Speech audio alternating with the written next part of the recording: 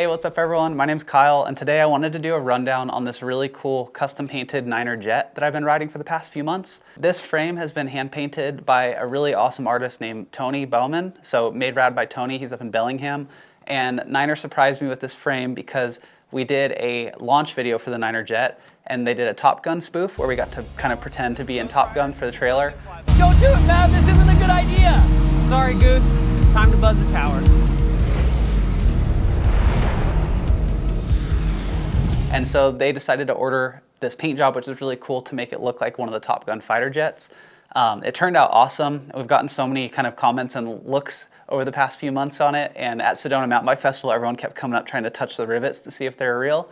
So all of this is airbrushed, and it's a super cool paint job. And even though the bike is new to me and the paint job's new, the model, the Niner Jet, is not new to me. I've been kind of riding various versions of this for the past year and a half or so. I think a good way to start off is talking about sizing first. A lot of people will probably be surprised to learn that I'm actually riding a size medium on the Jet, which is a 445 millimeter reach, or right around there.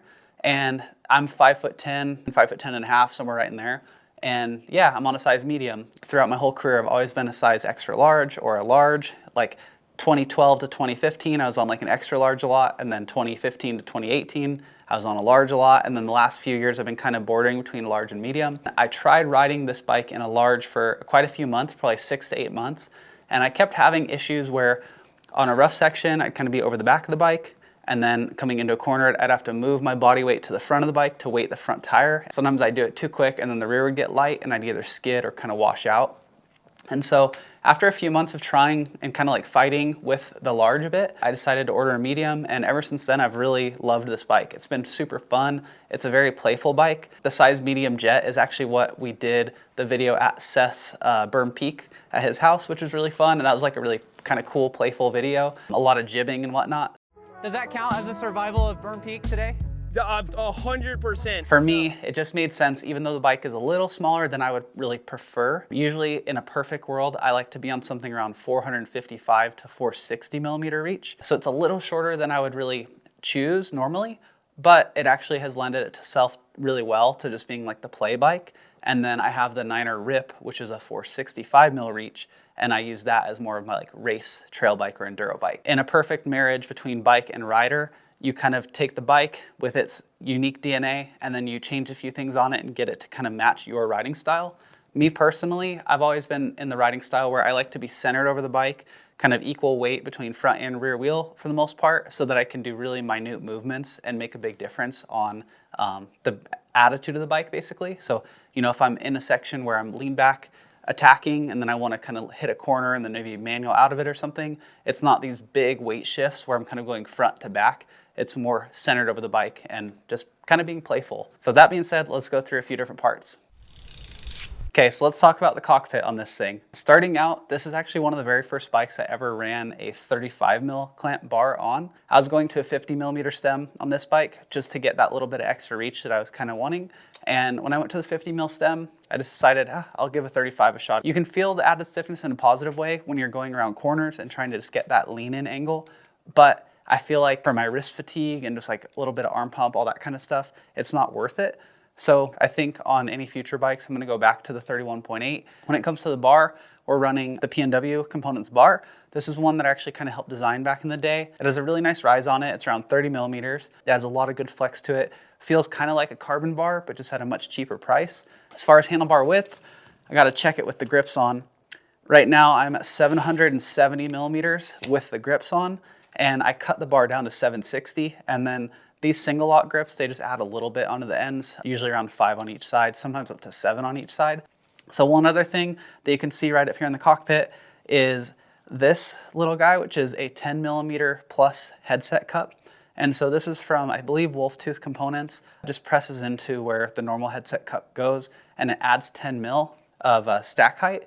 The reason that I wanted to do this versus running just like a 140 millimeter fork instead of 130 is because it helps raise the bottom bracket up a little bit, and especially helps at full bottom out. And I felt like sometimes on this bike, when I would like jump into a deep hole or kind of jump into something sketchy into a corner, sometimes when it would get deep in the travel, it felt like it was stink bugging a little bit, where the rear is higher than the front and it feels like you're kind of going to go over the bars. So I just wanted to add That 10 mil cup, I really like it. It does slack the bike out a little bit more, and it does actually slacken the seat tube angle out a little bit more.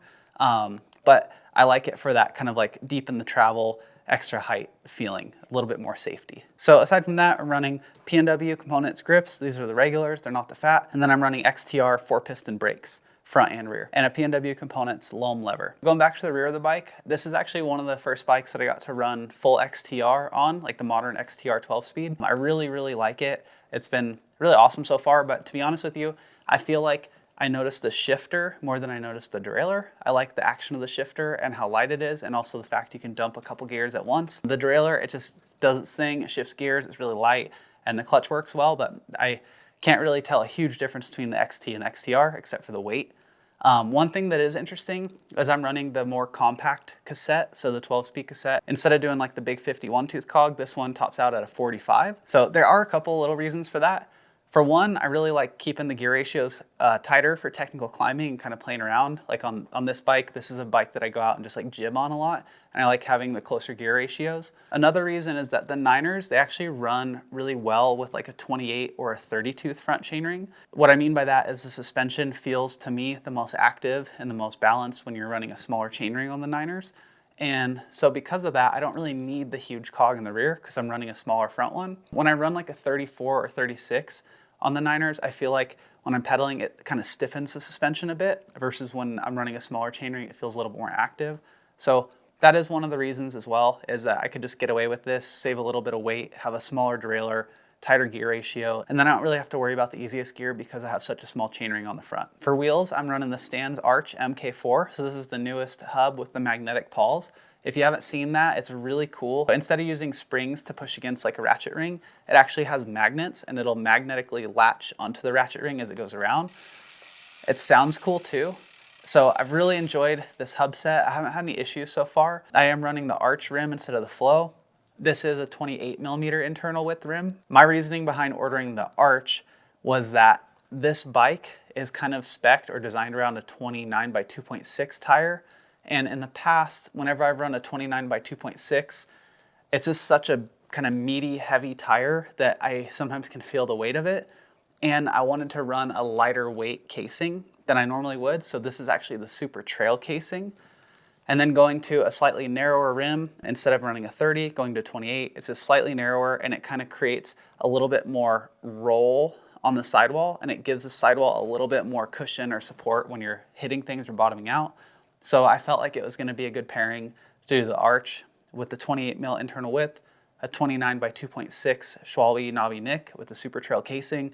It gives me the bottom bracket height that I was looking for, but it also rolls fast, and they're just like a good lightweight tire that feels good and just gives me a little bit more rim impact protection. When it comes to tire inserts, right now I don't have any in, but I have run the Cushcore XC on the rear on this bike, and I haven't felt the need to run it up front, but there is some new Cushcore stuff in the works over the next few months, and I think I'll probably end up putting some of those in when they come out. So yeah, I'm excited for that. And I almost forgot, this is like a little afterburner, like a fighter jet afterburner. So I have an orange little guy here on the cable end. This is a Wheels Manufacturing orange derailleur hanger bolt, which I really like. And then I have the orange valve stem. So it's a fighter jet with the orange afterburner or the flame coming out of the back. So that's what that's supposed to be. Okay, so let's talk about cranks a little bit. Right now I'm running the XTR crank. This is the 9120, which is like the trail crank instead of the XC version. And I'm running the 30 tooth chainring, like I said. They don't make a 28 in the XTR. If they did, I would run a 28 on this bike. But with the 30 tooth, still pretty good, and I still get that active suspension like I was talking about. I do run a Shimano top guide, but what's kind of cool is the Niners, they have this underslung linkage on the bottom, and there's actually like a little linkage plate. It's not like I hit this all the time, but it does act as a little bit of a protector for the chainring. And so it is kind of cool because then you don't feel the need to run a bash on the bottom to protect the chainring because you have this bash link underneath. For crank length, I'm running 165 millimeter cranks. I pretty much always raced on 165. At the very most, I'll do 170.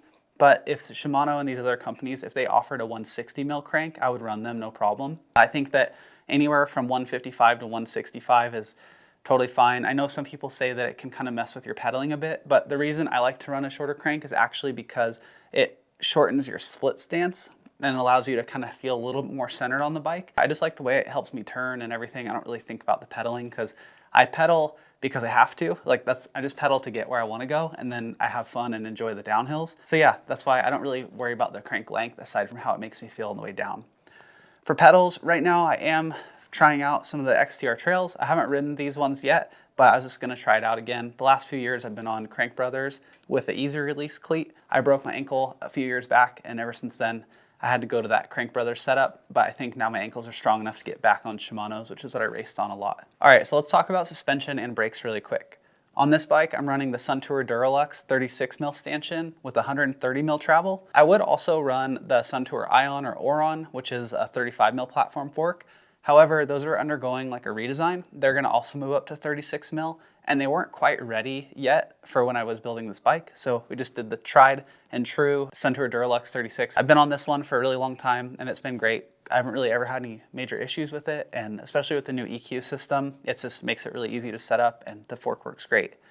For the rotors, I'm running 180 millimeter front and rear. Usually I run a bigger rotor in the front, a smaller in the rear, but like I said, this is just kind of like a play, fun jib bike, and I just want it to be fun and light. So I'm running 180 mil front, no adapter, just straight post mount here.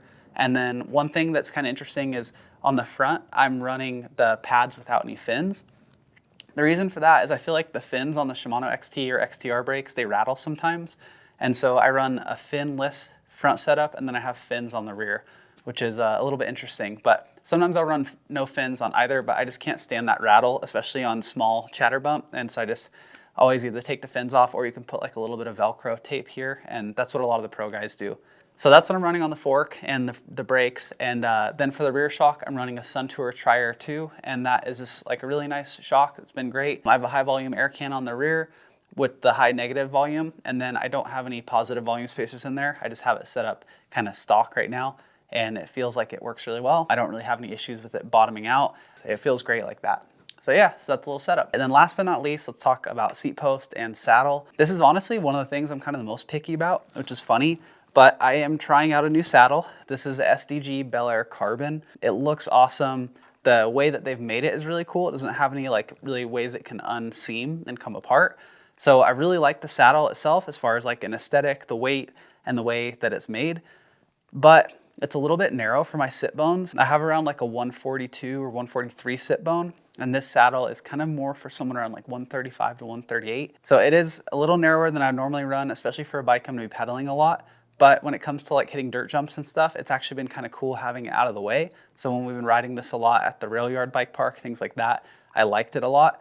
But now that we're going into more like riding season and pedaling a lot more, I think I am gonna swap it out for something a little bit wider. For the seat post, this is a 200 millimeter travel PNW dropper post. It's really cool. It has a feature where you can kind of unscrew this top collar and actually change the travel in 5 millimeter increments up to 30 millimeters in total difference. The way this frame is designed, it has like a little kink in the seat tube. And this seat post is all the way down right now. And with this fully extended at 200 mil, it ends up being totally perfect, which I'm kind of lucky in that aspect. But yeah, I love the 200 millimeter dropper post. I wouldn't run anything less than that really, now that I'm used to it. It just depends on if the frame can handle it or not. That's my setup for dropper post, and I think that is pretty much a full bike check. Thank you for listening to me nerd out for a little bit. I love going down the rabbit hole and kind of setting bikes up. I really love this bike the way it's set up now, and it's been a great one to have in the arsenal. It ended up being the bike that I just grab anytime we go on a road trip. And so that says a lot about a bike when you can kind of just take it with you anywhere and know it'll handle anything. In bittersweet news, this bike check video kind of marks the end of the riding period and relationship with this bike. It's been great to me so far. Like we mentioned in another video on our main channel, we are going to be going a different direction with bike sponsor this year. This is kind of the last video that I'll do on this bike, which is tear to the eye, but it's been great and I've loved the Jet in general. Yeah, it's just been fun. So thank you for watching. Let me know if you have any questions or if I missed anything below. We'll try to comment and kind of get back with any of that stuff, and we'll talk to you guys later.